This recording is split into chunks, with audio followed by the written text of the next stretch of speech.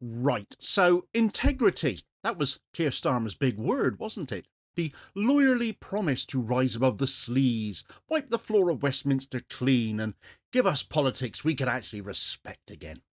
But integrity in Starmer's world lasts about as long as a wet paper bag in a rainstorm.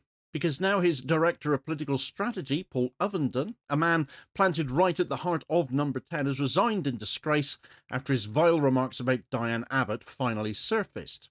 Remarks that everyone seems to have known about in the mainstream media, but which were buried for 8 years, until one man, Paul Holden, dug them up. And if one page of Holden's new book can bring down a senior aide, you have to wonder what happens when the remaining 500 pages get published. Right, so Keir Starmer came into office selling that one word above all, didn't he? Integrity. It was the line that stuck. After the circus of Boris Johnson the clown, the implosion of the lettuce Liz Truss, and the long Tory decay of sleaze, here was the grown-up lawyer who promised to clean things up. He would be serious about power, serious about responsibility, and serious about honesty. That was his shield against critics and his pitch to the public. But integrity is fragile. Once people see through it, once you don't present it, once you don't deliver, you don't get it back. And what many of us as former Labour members have known about Starmer since 2020 soon became public knowledge more widely, sadly, not until he entered Number 10 though. Amid many ongoing scandals battering this man of zero integrity right now, brought on himself, the latest one that has once again torn the word out of Starmer's hands is the resignation of Paul Ovenden, his director of political strategy, brought down not by policy failure or electoral defeat, but by his own words. Words that had been hidden away for 8 years. Ovenden's downfall has opened the door on something bigger. It's exposed Labour's culture of double standards. It's forced the question of why evidence of misconduct was buried for nearly a decade. It's validated the explosive claims of Paul Holden, whose new book, The Fraud, is already shaking Starmer's government before it's even hit the shelves. It's collided with Labour's other scandals, Mandelson's disgrace, authoritarian purges, those arms industry links of the Labour General Secretary now, to form a pattern of rot.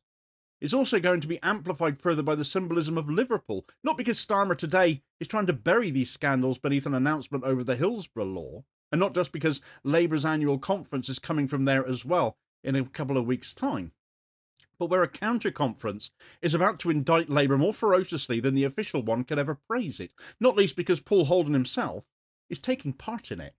And all of this sorry spectacle has revealed once again the complicity of the mainstream media in protecting the establishment while savaging dissent.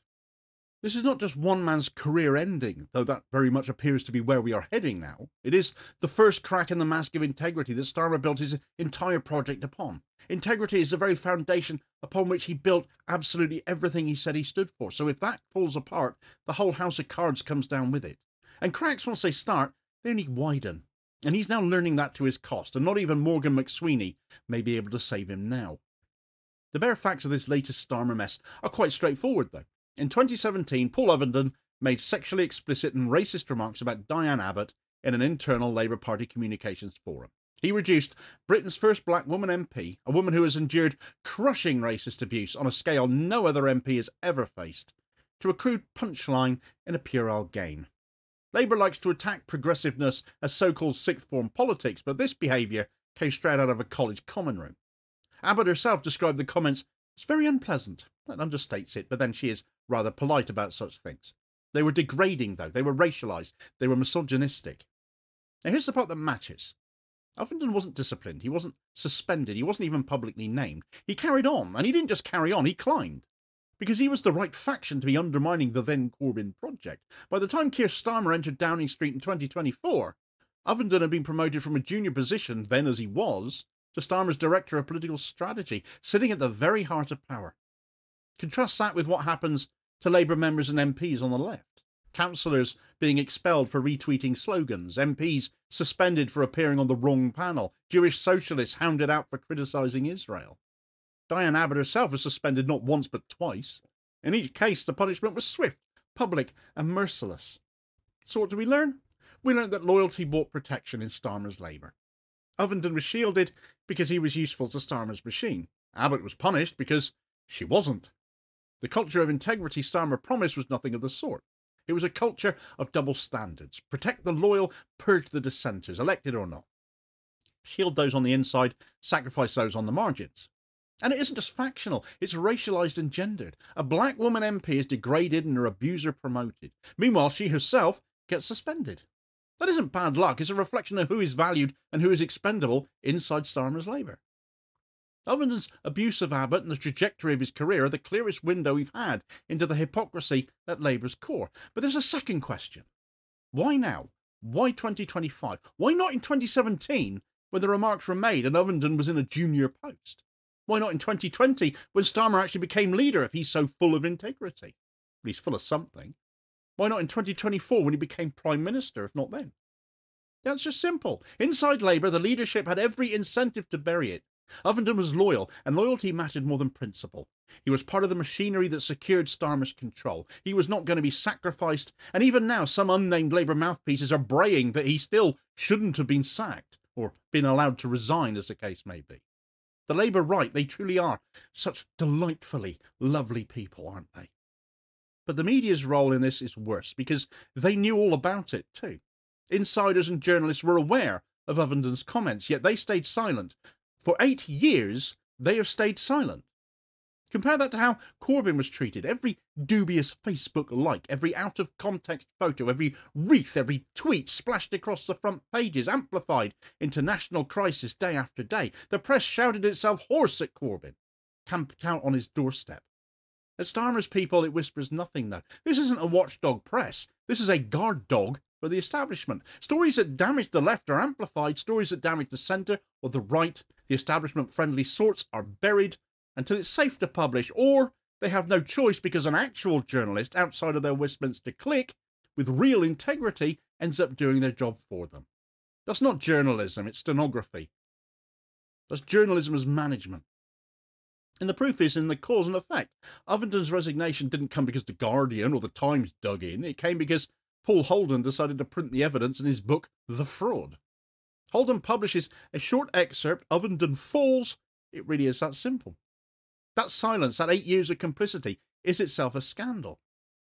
So who is Paul Holden then? Why does this book matter so much? And why has one page of it already seemingly managed to bring down a senior aide to Starmer's machine? Holden is not a partisan insider or a factional gossip. He is a corruption investigator with a very heavyweight record. In South Africa, he was part of the Zondo Commission into state capture, submitting a 7,000-page forensic report on corruption in the arms deal. He co-wrote Shadow World Inside the Global Arms Trade, a book and documentary that exposed the corruption at the heart of the likes of BAE and Lockheed Systems and Elbit Systems and others.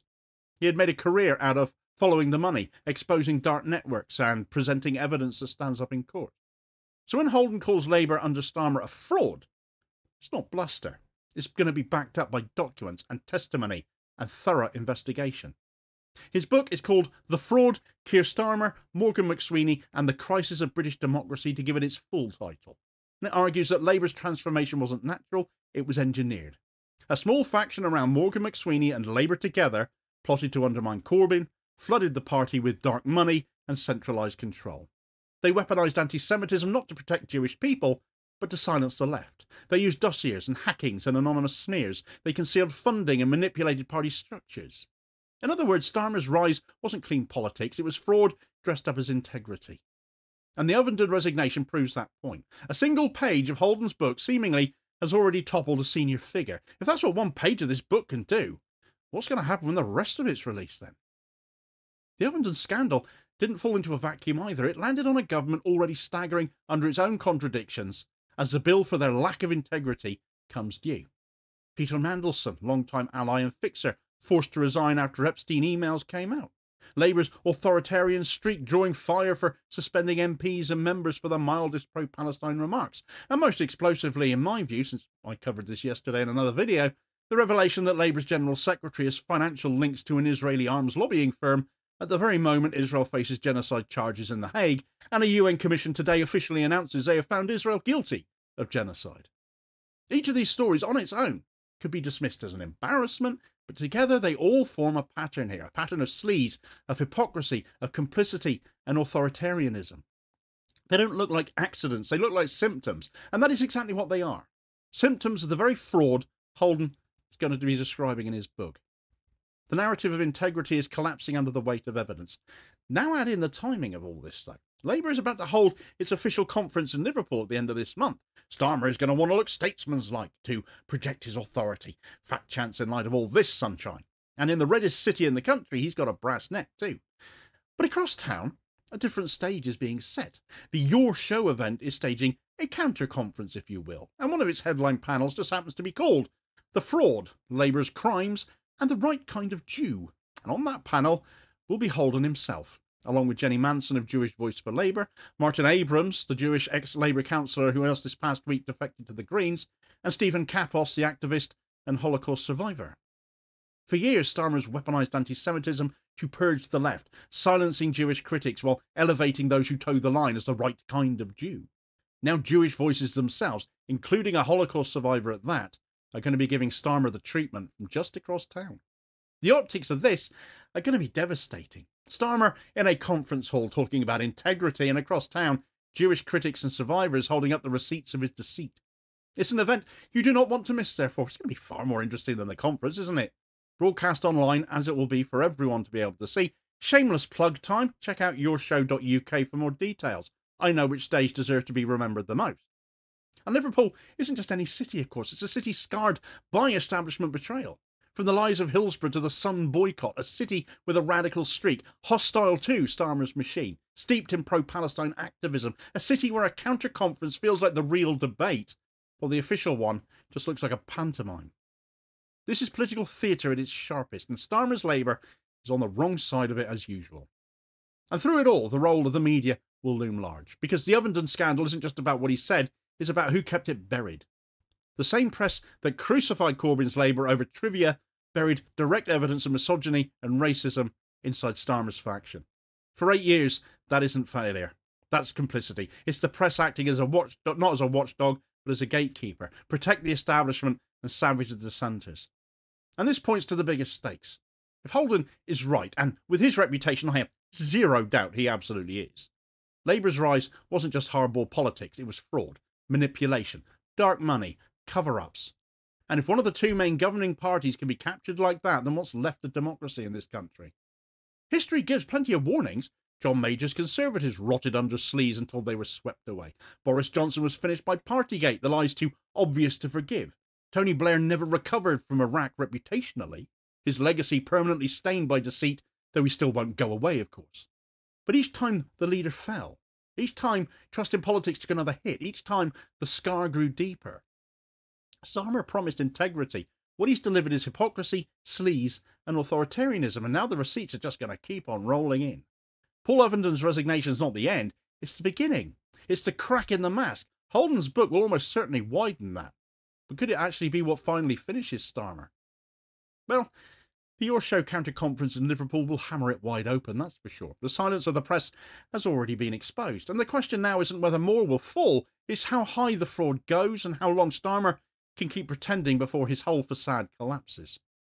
For more on that story of Labour's General Secretary Holly Ridley, the only candidate for that job incidentally, Starmer and McSweeney's sort as she is, they made sure of it, and her husband's lobbying ties to a state-owned Israeli arms firm called Raphael, do check out this video recommendation here as your suggested next watch, because I still say very little is being said about this story in the mainstream media. Surprise, surprise.